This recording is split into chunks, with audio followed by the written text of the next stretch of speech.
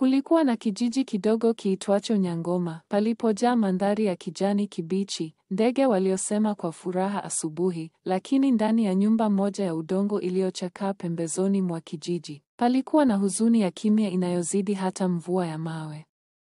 Humo ndani aliishi mtoto mmoja wa kiume aitwaye Brian, mwenye umri wa miaka 9, mwenye macho yenye huzuni iliyojaa maswali ambayo hakuwahi kujibiwa. Mama yake mzazi, Rehema, alifariki miaka 2 iliyopita kwa ugonjwa wa ghafla.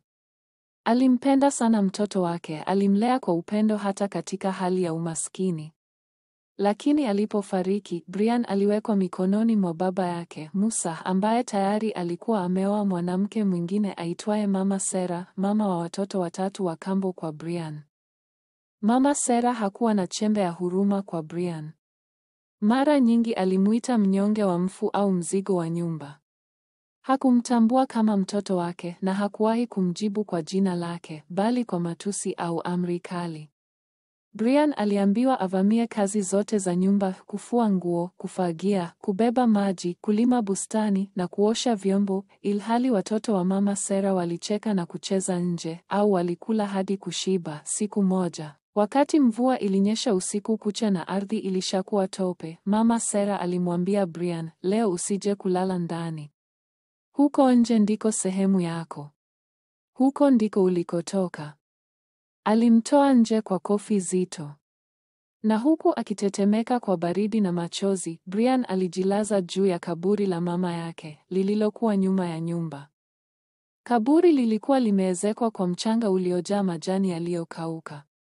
Alikumbatia mchanga ule kana kwamba anambusu mama yake aliyelala humo, lakini usiku huo uligeuka kuwa wa ajabu. Ukuta wa nyumba ya udongo uliokuwa karibu na kaburi ulianza kung'aa kwa mwanga hafifu.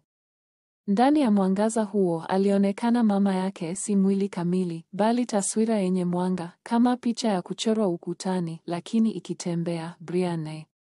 Sauti laini ilimuita. Alishtuka, lakini hakutoka. Machozi yalimtiririka.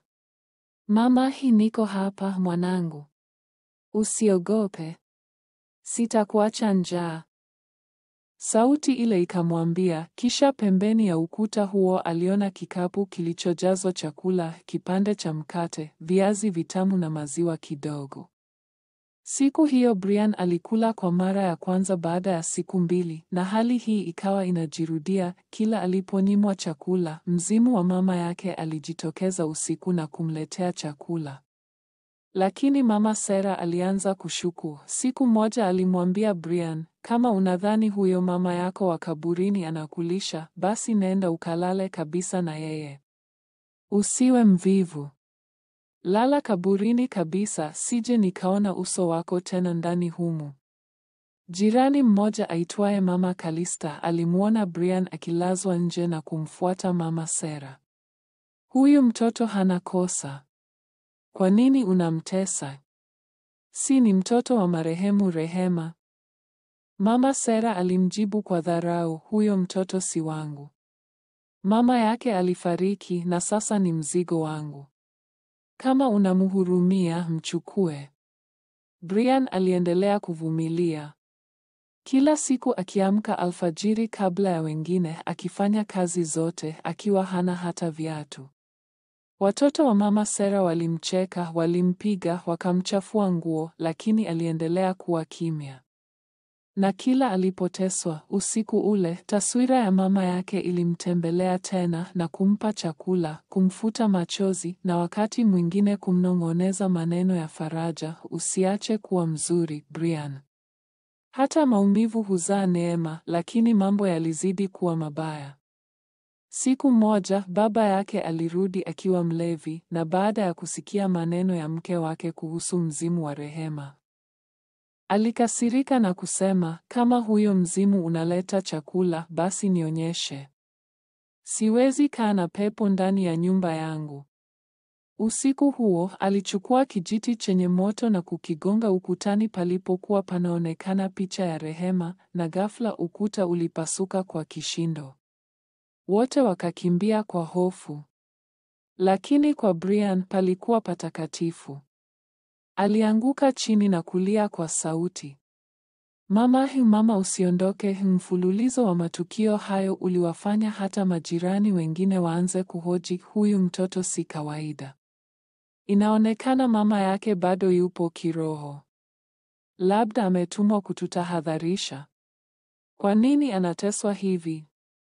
Baada ya tukio la ukuta kupasuka, hali ndani ya nyumba ilibadilika kwa muda mfupi. Mama Sarah aliacha kumtoa Brian nje usiku, lakini mateso ya mchana yaliendelea kama kawaida. Hakuwa tena na uhuru wa kulala kwa amani. Kila mara alipokosea jambo dogo tu kama kusahau kuosha sahani moja, alichapwa bila huruma. Baba yake Musa hakuwa msaada. Mara nyingi alirudi akiwa amelewa, akizozana na mama Sarah au akilalamika kuhusu maisha kuwa magumu. Hakuwahi kumkumbatia Brian wala kumuuliza kama amekula, kama yuko shuleni au kama anajisikiaje. Alikuwa baba kwa jina tu, lakini mzimu wa mama yake haukumwacha. Kila alipopitia maumivu makali ya mwili au njaa, taswira ya mama yake ilimtokea kwenye ukuta au hata kwenye ndoto. Ilikuwa ni kama picha hai yenye mwangaza wa mawingu na macho ya huruma. Usikate tamaa, mwanangu, mara nyingi alimsikia akimwambia. Kuna mwanga mbele, japo giza limekuzunguka. Brian alianza kuwa mtoto wa kimya sana. Alizungumza na watu wachache sana, lakini macho yake yaliongea huzuni. Shuleni alichelewa mara kwa mara kwa sababu ya kazi nyingi za nyumbani. Alifukuzwa mara kadhaa, lakini hakumwambia mtu yeyote. Alikaa tu nyuma ya madarasa akiwasikiliza walimu kwa mbali, akiwa na daftari lililochakaa na penseli nusu. Siku moja, kijiji kilipata mgeni, mzee mmoja aliyehamia kutoka kijiji cha mbali, aliyekuwa mchungaji wa kanisa dogo karibu na msitu. Watu wengi walimwona kama mzee wa kawaida, lakini alionekana kuwa na macho ya kuona zaidi ya nje. Aliitwa Mzee Solomon. Alipokutana na Brian akiwa anakusanya kuni karibu na kanisa, alimsalimia kwa upole, "Shikamoo kijana." Brian alijibu, "Marahaba." "Jina lako nani?" aliuliza. Brian alijibu kwa sauti ya woga. Mzee Solomon alimtazama kwa muda kisha akasema kwa sauti ya taratibu, "Unabeba maumivu makubwa. Lakini usiogope. Mungu haachi watoto wake." Brian hakuwa amesikia maneno hayo toka mama yake alipokuwa hai. Alitetemeka na machozi yakaanza kumtiririka kimya kimya. Kuanzia siku hiyo, Mzee Solomon alianza kumfuatilia Brian. Alimtembelea shuleni, akazungumza na walimu na hata kumwalika kanisani. Alianza kumpa daftari jipya, kalamu na viatu. Brian alianza kujifunza kwa bidii.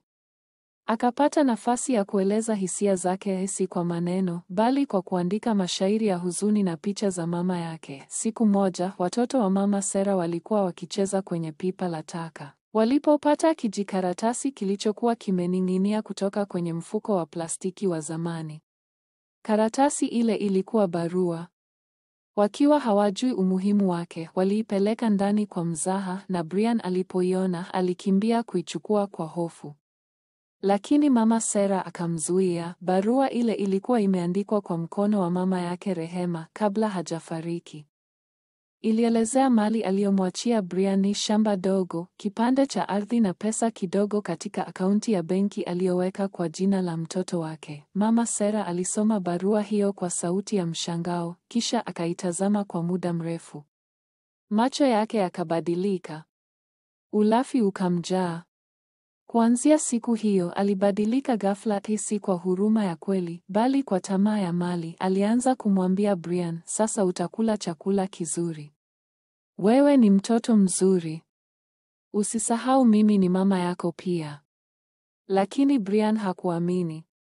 Alikuwa ameshaona tofauti kati ya upendo wa kweli na unafiki wa kimaslahi. Alienda kwa Mzee Solomon na kumwonyesha barua. Mzee huyo alimshauri kupeleka barua hiyo kwa afisa wa kijiji, na hakika, kwa msaada wa walimu na majirani waliokuwa wakishuhudia mateso yake, Brian alipewa haki ya kuhamia kwa familia ya mlezi wa kanisa, mama mzee mwenye upendo aliamua kumchukua kama mwanawe. Brian alianza maisha mapya. Ingawa jeraha la moyoni halikuweza kufutika haraka, aliweza kwenda shule kwa uhuru, kula bila woga na kulala kwenye kitanda cha upendo. Lakini usiku wa kwanza aliotoka kwenye nyumba ya baba yake, alipolala, alimuona mama yake kwenye ndoto akiwa amevaa gauni jeupe, akimkumbatia kwa furaha. Umekuwa jasiri, mwanangu, alimwambia. Safari bado ni ndefu, lakini moyo wako sasa unakuwa mahali pa salama. Brian aliamka na tabasamu kwa mara ya kwanza baada ya miaka mingi.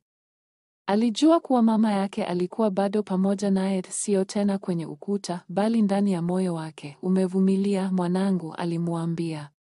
Mateso yako si bure. Niko nawe hata wasiponiona. Brian alikuwa na kuwa kijana mwenye hekima. Aliendelea na shule, akawa wa kwanza darasani, na kila alipoulizwa siri ya mafanikio yake, alitabasamu kwa huzuni na kusema, nililelewa na kaburi. Nilipata chakula kutoka ukutani. Na moyo wangu haukuwahi kupendwa na mwanadamu, bali na roho ya mama aliyekufa, lakini hakuwahi kuniacha.